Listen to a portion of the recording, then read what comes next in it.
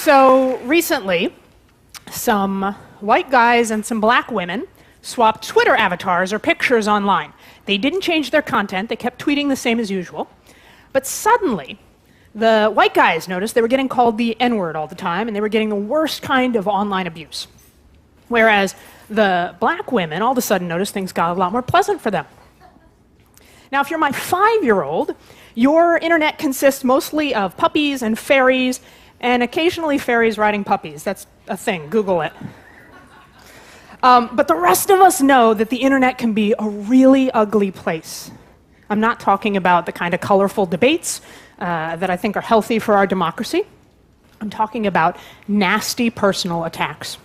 Maybe it's happened to you, but it's at least twice as likely to happen and be worse if you're a woman, a person of color, or gay, or more than one at the same time.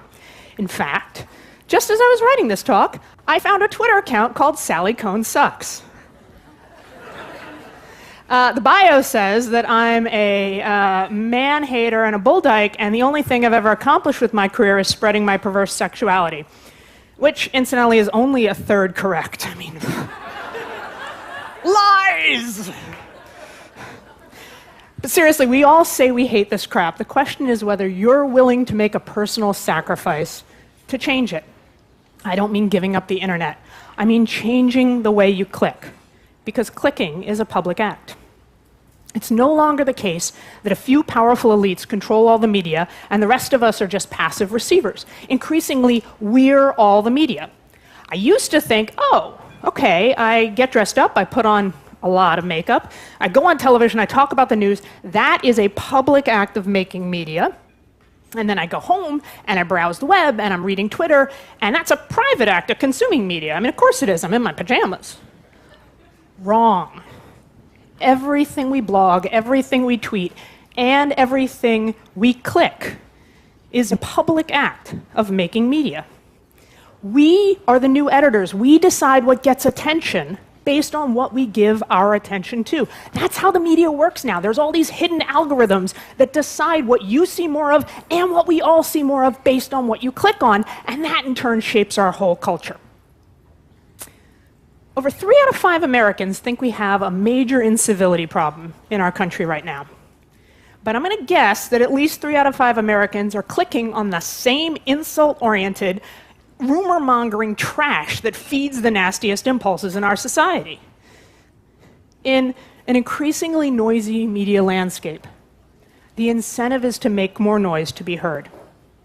And that tyranny of the loud encourages the tyranny of the nasty. It does not have to be that way. It does not. We can change the incentive. For starters, there are 2 things we can all do. First, don't just stand by the sidelines when you see someone getting hurt. If someone is being abused online, do something. Be a hero. This is your chance. Speak up, speak out. Be a good person, drown out the negative with the positive. And second, we gotta stop clicking on the lowest common denominator, bottom-feeding link bait. If you don't like the 24/7 all Kardashian all the time programming, you gotta stop clicking on the stories about Kim Kardashian's side boob. I know you do it. You too, apparently. I mean, really, same example. If you don't like politicians calling each other names, stop clicking on the stories about what one guy in one party called the other guy in the other party. Clicking on a train wreck just pours gasoline on it. It makes it worse. The fire spreads. Our whole culture gets burned. If what gets the most clicks wins, then we have to start shaping the world we want with our clicks. Because clicking is a public act. So click responsibly. Thank you.